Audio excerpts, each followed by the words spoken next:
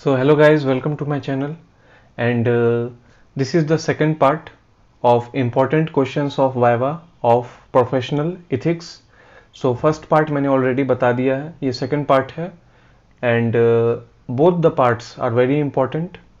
So stay tuned, and also मैं ये बोलना चाहूँगा कि अंत में, इस वीडियो के अंत में मैं वो भी क्वेश्चंस बताऊँगा जो मुझसे पूछा गया था ड्यूरिंग वाइवा।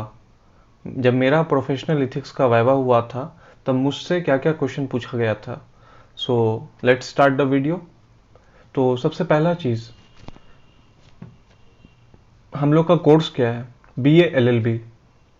तो हमें पता होना चाहिए कि BA LLB का फुल फॉर्म क्या है।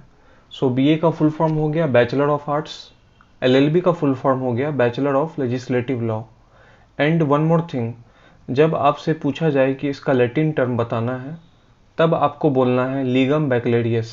पहले मत बोलिएगा, पहले जब पूछा जाएगा तो बोलना है बैचलर ऑफ लेजिस्लेटिव लॉ।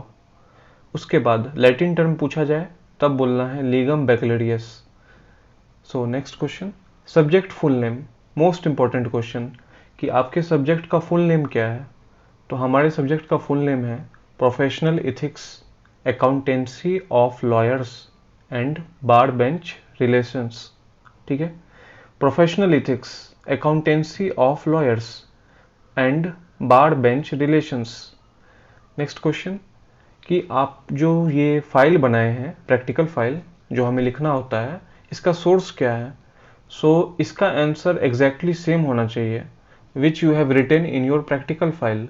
सो मैंने कहाँ से अपना फाइल बनाया था, तो मेरा आंसर ये था doctor Kailash Rai and online sites जैसे legal service India's and ipleaders.com, legal service India and ipleaders.com। और बुक में क्या था? Doctor Kailash Rai. Next question, meaning of professional ethics. Professional ethics का मतलब क्या होता है? It means the code of rules which regulates the behaviour and conduct of practising lawyers towards himself, his client, his opposite party and also towards the court. So professional ethics basically ये code होता है of rules and regulations and conduct होता है practicing lawyers का। practicing lawyers का तो इसमें सब बोल देना है, towards himself, towards his client, his opposite party and also towards the court। ठीक है, नेक्स्ट क्वेश्चन कि एक्ट जो हम लोग को सबसे इंपॉर्टेंट अपने प्रोफेशनल इथिक्स में पढ़ना है वो दो ही है। वो कौन से एक्ट है? एडवोकेट्स एक्ट 1961 जिसमें 60 सेक्शंस हैं, कॉन्टेम्प्ट ऑफ कोर्ट एक्ट 1971 जिसमें 24 सेक्शंस हैं। ठीक है, मैंने यहाँ सेक्शंस के साथ दे दिया है, पहला एडवोकेट्स एक्ट, दूसरा contempt of courts act. 24 sections हैं कॉन्टेम्प्ट ऑफ कोर्ट में, एडवोकेट्स एक्ट में 60 sections. Next question, bar collective term for advocates, bench collective body of जजेस। ये मैंने पिछले वीडियो में भी बताया था कि बार और बेंच में इन लोग का डेफिनेशन क्या होता है। Collective term for advocates, collective body of जजेस। ठीक है, enrolment to practice as a lawyer, state bar council. ये भी मैंने पिछले वीडियो में बताया है कि किसी भी लॉयर को अगर प्रैक्टिस करना है तो उसे इनरोलमेंट अपने स्टेट बार काउंसिल में कराना पड़ता है। And let's see eligibility. Eligibility क्या होता है? पहला, Indian citizen, 21 years of age. ठीक है, आप बोल सकते हैं 21 ईयर्स एंड अबव, वैसे 21 years. Should have a law degree, 3 years का हो या 5 ईयर्स का, it doesn't matter. Main part ये है, इंडियन सिटीजन होना चाहिए, 21 years, should have a law degree. Next question, senior advocate. एक सीनियर एडवोकेट क्या होता है, कौन होता है? Who is a senior advocate? So पहले डेफिनेशन हम लोग पढ़ लें यहाँ पे। An advocate may with his consent B designated as senior advocate if the supreme court और high court is of opinion that by virtue of his ability, standing at the bar or special knowledge or experience in law। ठीक है, तो basically senior advocate अपने consent से उसको designate किया जाता है एज सीनियर एडवोकेट। और ये करता कौन है? ये कोई भी सुप्रीम कोर्ट, ये सुप्रीम कोर्ट करता है या कोई भी हाई कोर्ट करता है। ठीक है, I mean supreme court and the high court. वो ओपिनियन में है कि ये जो एडवोकेट है इसका एक स्पेशल नॉलेज है इन लॉ एंड एक्सपीरियंस है लॉ में। एंड नेक्स्ट चीज़ क्या है, they cannot file vakalatnama in court. Senior advocates जो है वो वकालतनामा फाइल नहीं कर सकता है कोर्ट में। तो फाइल कौन कर सकता है कोर्ट में? तो सुप्रीम कोर्ट में वकालतनामा फाइल करता है AOR। फुल फॉर्म क्या है AOR का? Advocate on record.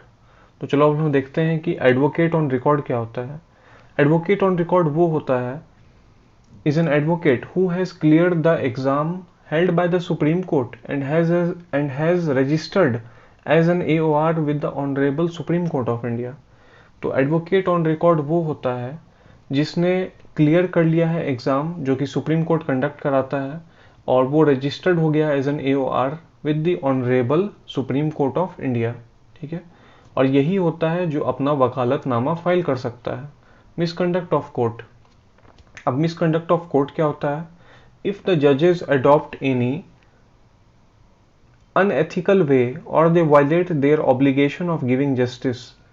अगर कोई जज अडॉप्ट कर लेता है कोई भी अनएथिकल वे या फिर वो वायलेट करता है ऑब्लिगेशन ऑफ गिविंग जस्टिस, ठीक है, जज ही खुद अपना वो अनएथिकल वे कर रहा है और वायलेट कर रहा है ऑब्लिगेशन ऑफ गिविंग जस्टिस, तो वो खुद मिसकंडक्ट ऑफ कोर्ट हो जाता है। Next question, role. सो मैंने पहले डिक्शनरी डेफिनेशन दे दिया है कि रोल का मतलब क्या होता है। तो ये होता है document containing an official record. ठीक है, बेसिकली डिक्शनरी मीनिंग से जाएं तो रोल का मतलब होता है जो डॉक्यूमेंट जो कंटेन करता है एक ऑफिशियल रिकॉर्ड। लेकिन हम लोग को बोलना क्या है, रोल क्या होता है? A roll of advocates prepared and maintained under this act. ठीक है, ये एक रोल होता है एडवोकेट्स का जिसको प्रिपेयर किया गया है और मेंटेन किया गया है under this act. Attorney general of India. Attorney general of India जो होता है वो first officer of the government of India होता है। एंड एफिडेविट क्या होता है? एफिडेविट होता है written voluntary statement given under oath. Affidavit written में होता है, written voluntary statement given under oath. So next question, remedies of contempt, defences of contempt. So हम लोग को ये समझना होगा कि रेमेडीज और डिफेंसेस ये दोनों अलग चीज़ें हैं। ठीक है, रेमेडीज अलग होता है, डिफेंसेस अलग होता है। तो रेमेडीज ऑफ कॉन्टेम्प्ट क्या होगा? पहला, एपोलॉजी माफ़ी मांगना। दूसरा, अपील करना। तो अपील कहाँ किया जाएगा? अपील किया जाएगा हायर कोर्ट में। ठीक है, हायर कोर्ट में किया जाएगा। डिफेंसेस ऑफ कॉन्टेम्प्ट, अब हम लोग पढ़ेंगे डिफेंसेस ऑफ कॉन्टेम्प्ट क्या होता है। फेयर पब्लिकेशन, फेयरली पब्लिश किया गया था, ट्रूथ बोला गया था, सच्चाई बोला गया था, फेयर क्रिटिसिज्म हुआ था। तो ये जो लास्ट का 3 है defences of contempt. So basically ये तो डिफेंसेस है कॉन्टेम्प्ट का, बट ये स्पेसिफिकली अगर बात करें तो ये क्रिमिनल कॉन्टेम्प्ट का डिफेंसेस है। ठीक है, फेयर पब्लिकेशन हो गया, ट्रूथ बोला गया था, फेयर क्रिटिसिज्म हुआ था। Next question, section 2A। सो अब हम लोग सेक्शंस के बारे में पढ़ रहे हैं।